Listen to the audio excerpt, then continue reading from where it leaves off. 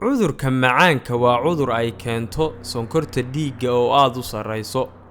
yacni sonkorta dhiigga oo la socota ayaa aad u sareynaysa ama waxa loo yaqaan glucose. sonkorta oo aad u sareysa waxay dhaawacdaa xididada dhiigga qaada.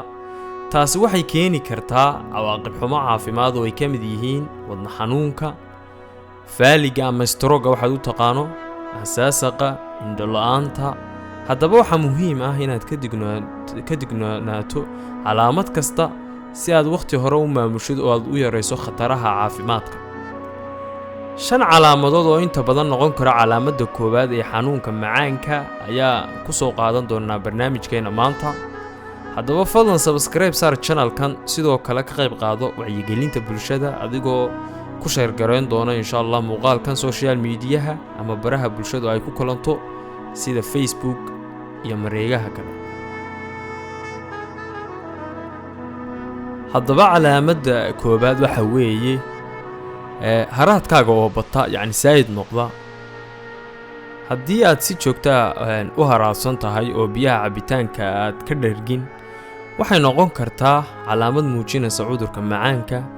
marka sonkorta dhiigga ee xad-dhaafka ah ee glucose lagu magacaabo ay jidhka ka baxayso, waxay soo raacaysaa kaadidaada.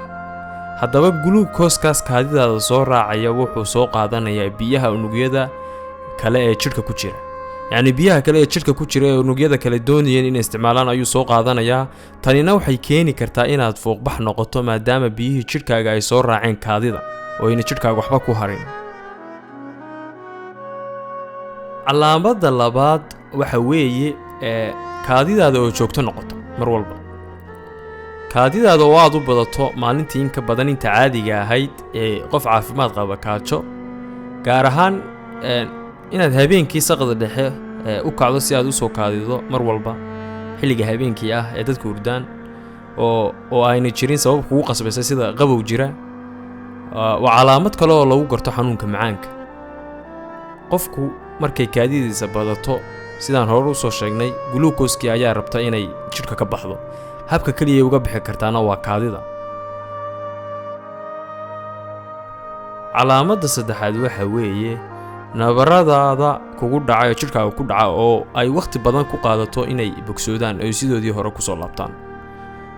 heerarka sonkorta dhiigga oo sareeya waxay saameyn kartaa socodka dhiigga, sida uu dhiiggu u soconayo, waxayna sababi kartaa dhaawaca neerfaha, taasoo ka dhigaysa bogsashadaada mid waqti badan qaadata.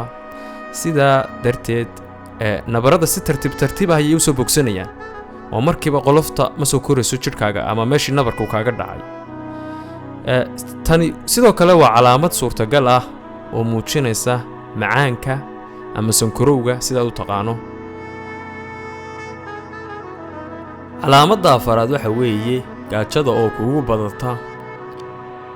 glucose-ta dhiigga ku jirta waxa kale oo ay ka hortagtaa inay unugyada jidhkaaga ay u isticmaalaan glucose-tan si ay tamar u helaan.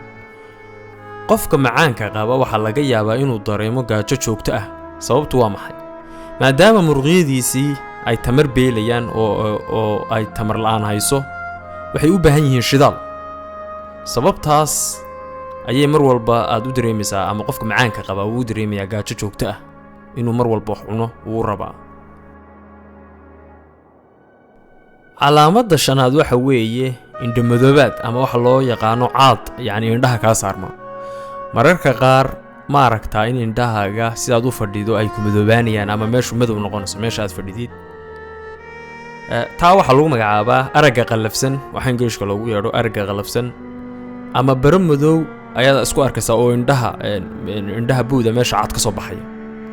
mararka qaar waxaad dareemaysaa xanuun indhaha kaa haya ama cadaadis wax yacni indhihii qabanaya oo kale.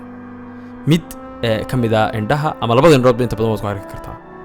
waxay noqon kartaa xaaladdan mid loo yaqaano cudurka macaanka ee xad-dhaafka ah ee indhaha waxyeela, ama Ingiriiska waxa loogu yeedhaa diabetic retina.